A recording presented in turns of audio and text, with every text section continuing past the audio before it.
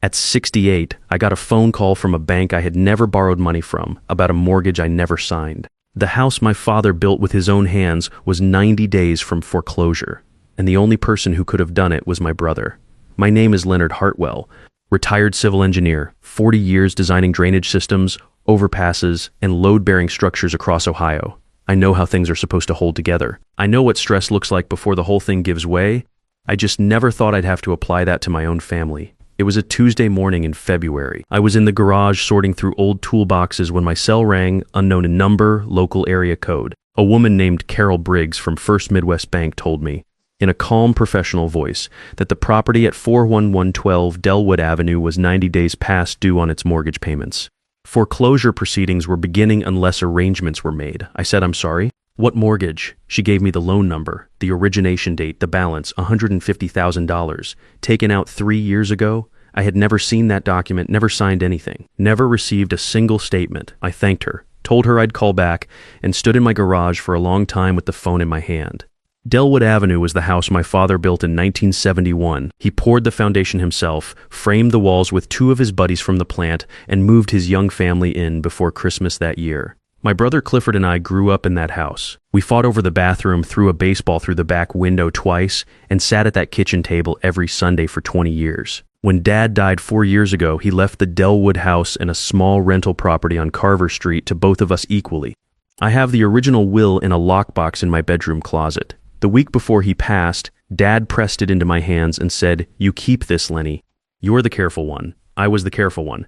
Clifford was the charming one. He'd been a real estate broker for 25 years. He knew contracts, property law, financing. So when Dad's estate went through probate, it made sense for Clifford to manage things. He said it would be easier if I signed a limited power of attorney so he could handle paperwork, tenant communications, and maintenance decisions without needing my signature on every single document. I want to be honest about something right now because I think it matters.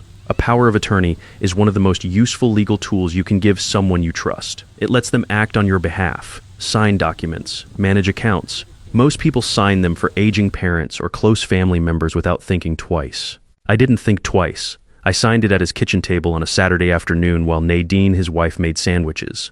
What I didn't know then, and what a lot of people don't realize, is that a power of attorney can be written with specific limits.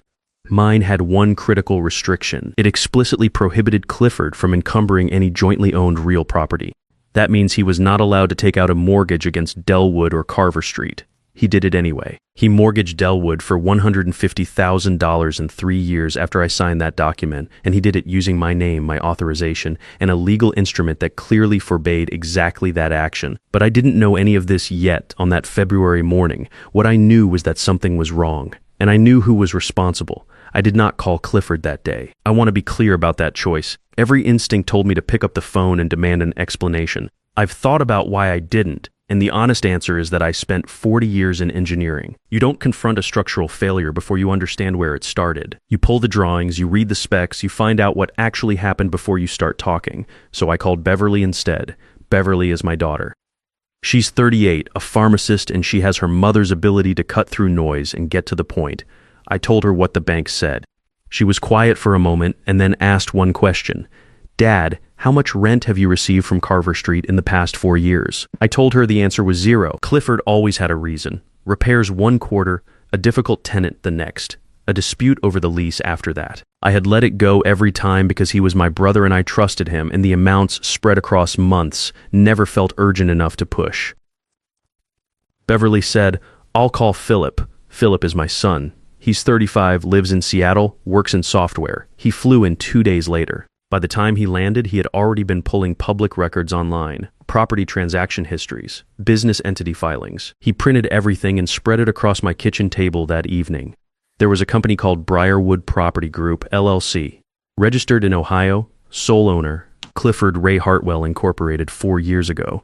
The same year Dad died, the same year I signed the power of attorney, every rent check from Carver Street for 4 years had gone into Briarwood's account. Not a joint account, not my account. A shell company my brother created the same month I handed him my trust. Philip set the last page down and looked at me across the table. I looked at the documents for a long time. Then I said, "Get me the name of a good forensic accountant." Stuart Collier's office was on the 9th floor of a building downtown that I had actually helped permit back in 1998. I remembered the drainage specs on that project. Funny how the mind works. Stuart was around 50, quiet, methodical. He wore reading glasses he kept taking off and putting back on while I talked. The kind of man who speaks in facts and doesn't offer opinions unless you ask for them directly. I liked him immediately. I laid everything out on his desk. The power of attorney, the bank call from Carol Briggs, the Briarwood Property Group filing Philip had found 4 years of zero rental income from Carver Street, the $150,000 mortgage on Delwood that I had never authorized. When I finished, Stuart took his glasses off and set them on the desk. "Do you still have the original will?" he asked. "Locked in my bedroom closet," I said. "My father gave it to me the week before he died." He nodded slowly. "Good. I have a feeling we are going to need it." Over the next 3 weeks, Stuart pulled records I did not even know I could access. Bank statements tied to Briarwood. Wire transfers going back 4 years. The full mortgage documents Clifford had filed using the power of attorney, including the specific language of the instrument that explicitly prohibited encumbering jointly owned real property. He cross-referenced every transaction date against the public filing history for Briarwood. Then he found something else. He called me on a Thursday afternoon and asked me to come in.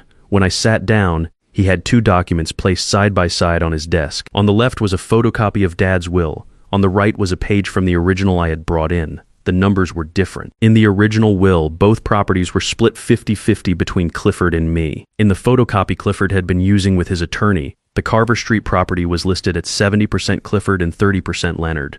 The font was slightly different on one line. The spacing was off. Someone had altered the photocopy and printed a clean version.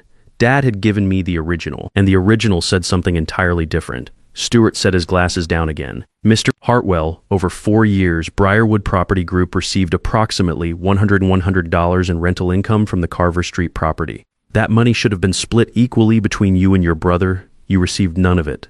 Additionally, your brother used your power of attorney to take out $150,000 against the Delwood property. That instrument explicitly prohibited that action. We can document all of it with bank records, transfer histories, and the mortgage filing itself." I asked him what came next. "We get you a good attorney," he said, "and then we let the paperwork do the talking." Shirley Holt had been handling estate and property disputes in Cincinnati for over 20 years. Beverly found her through a colleague. Shirley was direct, unhurried, and when I walked her through everything Stuart had found, she asked exactly 2 questions. The first was whether I had the original will secured. The second was whether I had said anything to Clifford yet. I told her no to both. "Good," she said. "Don't. Not yet. I want to explain something about the weeks that followed because people sometimes ask how I managed to act normal around Clifford during that period. The answer is that I had spent 40 years in project management. When you're waiting for a structural inspection or a permit approval, you do not call the inspector every day. You prepare your documentation, you verify your compliance, and you wait. Showing urgency before you're ready only invites problems. So I waited. 2 weeks after I hired Shirley, Clifford called to say he was coming by. He showed up on a Sunday afternoon with Nadine. She was dressed like she had a meeting to get to, carrying a leather portfolio like this was a quarterly review. Clifford sat across from me at my kitchen table with the same smile he has had since we were kids. The one that means he is about to ask for something and has already decided how the conversation ends. "Lenny," he said, "I have been thinking about the estate. It has been dragging on too long. I put together something that would close everything out cleanly." He slid a document across the table. I looked at it without picking it up. It was a formal agreement, legal language, notary lines. The terms were straightforward. I would transfer my full interest in both properties to Clifford in exchange for a one-time buyout payment of $40,000. 2 properties with a combined market value of roughly $500,000. He was offering me $40,000 to walk away from all of it. Nadine leaned forward slightly. "You have your pension, Leonard. You are comfortable. Clifford still has obligations. College coming up. The house, this is just practical. It is what makes sense for the family." I let the silence sit for a moment. "How much is the Carver Street property worth right now?" I asked. Clifford said around $180,000, but after expenses and what it needs in repairs, and Delwood, with the work it needs, maybe $320,000. "But the mortgage has to come off the top, right?" I said. "The mortgage you took out." He stopped smiling. "Let me think about it," I said. "I will need a few days to read through this carefully." Clifford looked relieved. Nadine looked satisfied. They left thinking they had already won. I called Shirley that evening and told her what had happened. She said, "Good. Let them think you're considering it." 3 weeks later, Clifford organized a family dinner at his house. Aunts, cousins, his wife's side of the family. About 20 people around 2 pushed-together tables. Halfway through the meal, Clifford stood up and gave a short speech about how the estate had created tension and how he hoped the family could help Leonard see reason and move forward together. Every face at that table turned to look at me. I said, "I'm still reviewing things. I will let everyone know when I'm ready." Clifford's expression did not change, but his eyes did. He was not expecting that. I drove home, called Shirley, and told her to file everything the next morning. The day the papers were served, Clifford called me 7 times before noon. I let every call go to voicemail. By mid-afternoon, Shirley had filed the civil complaint, the formal fraud report with the county, and a motion to freeze all accounts tied to Briarwood Property Group. Stewart had already submitted his forensic report as supporting documentation. Everything landed at the same time from multiple directions, on the same day. That was intentional. Clifford had no time to move money, no time to prepare a story, no time to call in favors. He showed up at my door that evening. No Nadine this time, just him, standing on the porch in a jacket he had clearly pulled on in a hurry. His voice was different than it had been on Sunday. The easy confidence was gone. "What are you doing, Lenny?" He said it quietly, almost like he was genuinely confused. "You're going to drag the whole family through court over this." "I'm not dragging anyone," I said. "I am protecting what Dad left me. Dad wanted us to handle this together, as a family." "Then why did you change the numbers on his will?" He went still, just for a second, but I saw it. I held the door open. "Good night, Clifford." He stood there a moment longer, then walked back to his car without another word. I closed the door and stood in the hallway. My hands were steady. I had been waiting for that conversation for 3 weeks, and it had lasted less than 2 minutes. That told me everything I needed to know about how prepared he actually was. The next 2 months were not dramatic. That is the part nobody talks about when it comes to legal disputes. There's no music playing. There's no moment where everything clicks into place in a single afternoon. There are emails from Shirley with document requests. There are follow-up calls from Stewart asking for bank records going back further than expected. There are nights where you sit in your kitchen at 11 p.m., reading through affidavits and wondering if you missed something. Clifford's attorney, Randall Ogden, sent 2 letters during that period.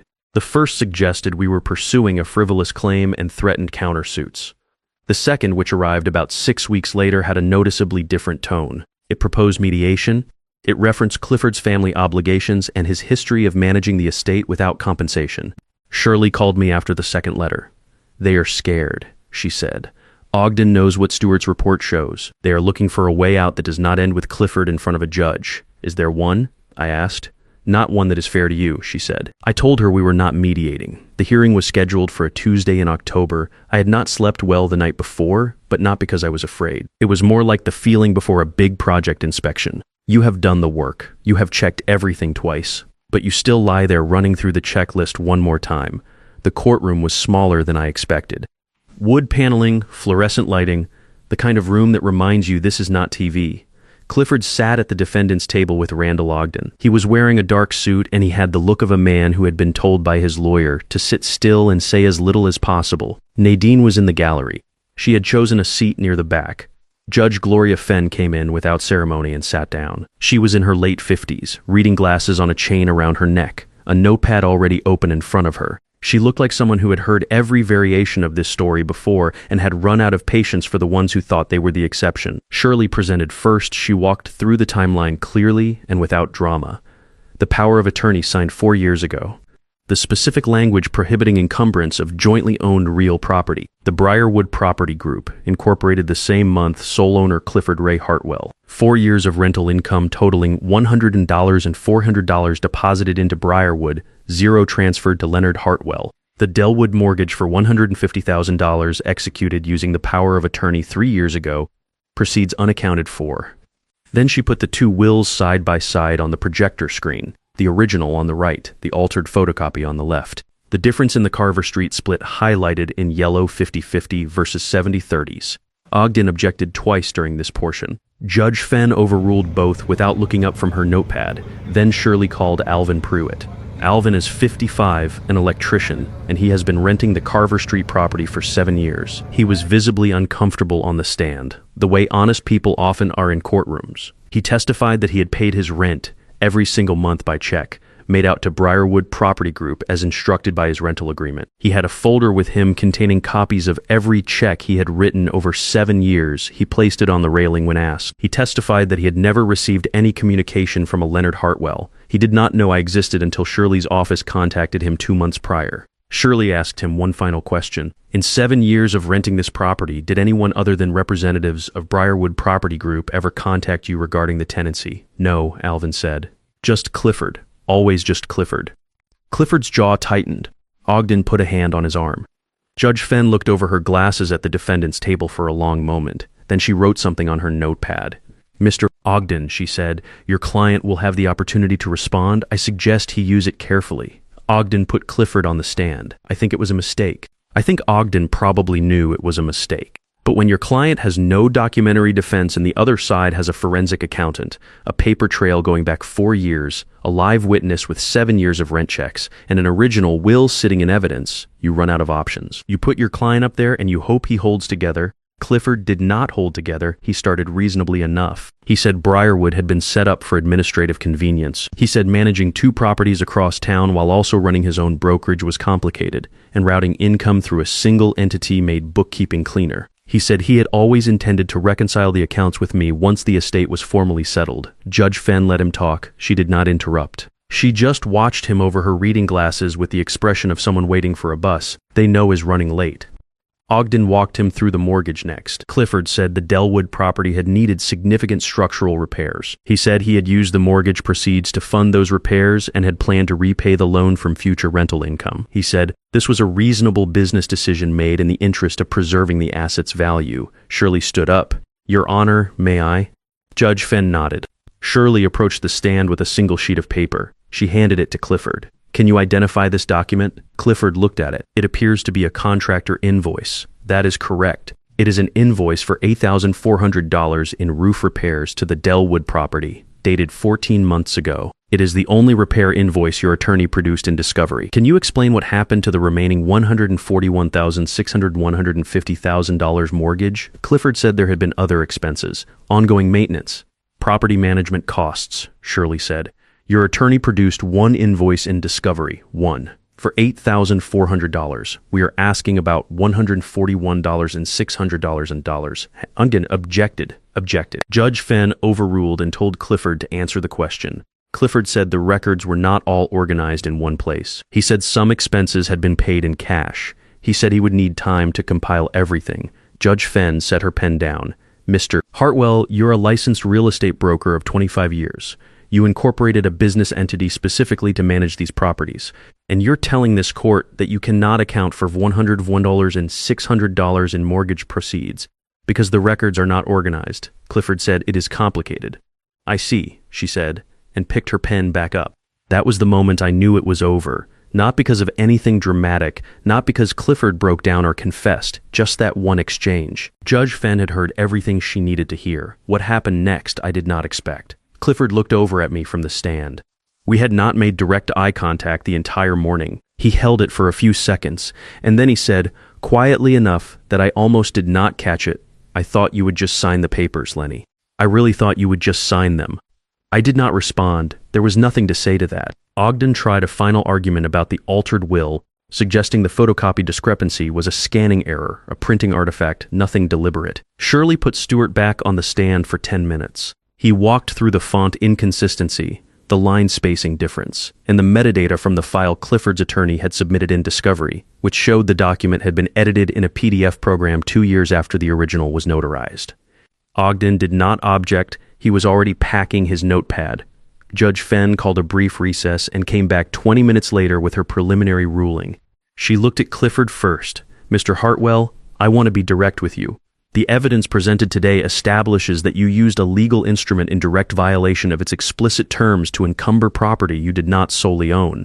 You incorporated a business entity that received income belonging in part to your brother and transferred none of it to him over a period of 4 years. And a document submitted by your own attorney contains alterations that your own opponent's forensic expert has traced to a PDF editing session occurring years after the original was executed. She paused. This court finds for the plaintiff on all primary claims. She read the preliminary terms clearly and without hurry. Full restitution of Leonard Hartwell's 50% share of all Briarwood rental income, $95,700 plus accrued interest. Clifford responsible for satisfying the Delwood mortgage from his share of any future property proceeds. Leonard to retain full rights to his equal portion of both properties. All of Clifford's court and legal fees transferred to the plaintiff, totaling $92,000. She removed her reading glasses. Additionally, given the evidence regarding the altered will document, I'm referring this matter to the county prosecutor's office for review. That determination is outside this court's jurisdiction, but I want the record to reflect that this court considers the evidence significant. She looked at Clifford one final time. You had a brother who trusted you. He gave you that trust because your father asked him to, and you used it. I hope the $191 was worth what it cost you. She banged the gavel. We are adjourned. Clifford sat at the defendant's table for a long moment after everyone else had started moving. Ogden said something to him quietly. Clifford did not respond. He was staring at the table in front of him. Nadine left the gallery without looking at him. I walked out into the hallway where Beverly and Philip were waiting. Beverly pulled me into a hug before I could say anything. Philip shook my hand and then pulled me in too. I did not say much. There was not much to say. The work was done. The paperwork had spoken exactly the way Stewart said it would. We went and got lunch at a diner 2 blocks from the courthouse. I had a turkey sandwich and coffee. It was a good sandwich. That is what I remember most from that afternoon. Just sitting in a booth with my kids, eating a good sandwich, and not having anywhere urgent to be. The criminal referral took 4 months to move through the prosecutor's office. Clifford was charged with abuse of power of attorney, estate fraud, and 1 count of document forgery. He accepted a plea agreement, 3 years probation, full restitution, and permanent revocation of his real estate broker's license. 25 years of building that career, gone. Nadine was investigated separately for her role in structuring the Briarwood accounts. She was not charged, but her name was in the public filings. In a town where she had spent years building a reputation as a financial consultant, that was its own consequence. I heard through Beverly that she had lost 3 clients within a month of the filings becoming public record. Clifford tried to reach me twice after the plea was entered. The first time he left a voicemail. He said he was sorry. He said he had convinced himself that I did not really need the money, that I was comfortable, that he was doing most of the work anyway, and it was only fair. He said he knew that was wrong. He said he hoped someday I would be willing to talk. I listened to it once and did not call back. The second time he sent a letter. I read it, put it in a drawer, and have not looked at it since. Maybe someday I will. I'm not ready to say I never will. But I am also not going to pretend that sorry covers 4 years of deliberate choices. He did not make one mistake. He made hundreds of them, 1 transaction at a time over 4 years. That is not a lapse. That is a decision made over and over again. I sold the Carver Street property 8 months after the judgment. The market was good, and I did not have any attachment to it. It had been a source of income my father intended for both of us, and then it had been a source of evidence. I did not need to keep it. I kept Delwood. I'm still not entirely sure why. Some mornings I drive over and sit outside for a few minutes. The oak tree in the front yard that my father planted the year I was born is enormous now. The porch he built is still level, which tells you something about how carefully he worked. I do not go inside. I just sit there for a while and then I drive home. I have been renting it to a young family for the past year. They have 2 kids and a dog that dug up part of the front lawn, which I told them not to worry about. My father would have said the same thing. The money from the settlement and the Carver Street sale went into an investment account managed by someone I interviewed 3 separate times before I hired her. I'm not wealthy, but I'm not worried either, which at 68 is about the best outcome you can ask for. Beverly and I went to Wyoming last fall. We hiked more than I expected to and ate well every night. Philip is talking about a fishing trip to Montana in the spring. I told him to book it. I joined a woodworking class at the community center on Wednesday evenings. I'm not especially talented at it. The instructor is a retired high school shop teacher named Howard, who has the patience of someone who has spent 30 years watching teenagers try to use a chisel for the first time. I have made a small shelf and a cutting board that is slightly uneven on one end. Both are in my kitchen. I like them. I'm not going to tell you that everything feels resolved, because that is not quite true. Clifford is my brother. He will always be my brother. There is a version of him I grew up with, who taught me how to throw a curveball and drove me to the hospital when I broke my wrist at 14. That person was real. What he did over these past 4 years was also real. Both things are true at the same time, and I have stopped trying to make them fit together neatly. A few months after the judgment, I was out front trimming the hedges at my house when a car slowed down on the street. An older sedan with some rust showing around the rear wheel well. It rolled past slowly without stopping, then turned at the corner and was gone. I think it was him. I went back to trimming. There was still half the hedge left, and the afternoon light was good. That is what I remember about that moment. Not anger, not satisfaction, just the hedge and the light and the work in front of me. That is what I want to leave you with. If you're listening to this and you have a family member managing something on your behalf, go find the paperwork. Read it carefully. Understand exactly what authority you gave and what limits you set. Not because everyone will do what Clifford did, but because trusting someone is not the same as knowing what they are doing. My father trusted me with that original will because he knew I was careful. I should have applied that same carefulness to everything that followed. It is not too late to look at what you signed. It is not too late to ask the questions you have been putting off. And if you're in the middle of something like this right now, know that the law is slower than you want it to be and more thorough than they are counting on. They counted on me being too trusting to check. They were right about that for a while. They forgot that careful men eventually do check. I'm Leonard Hartwell. That is my story. Thank you for listening.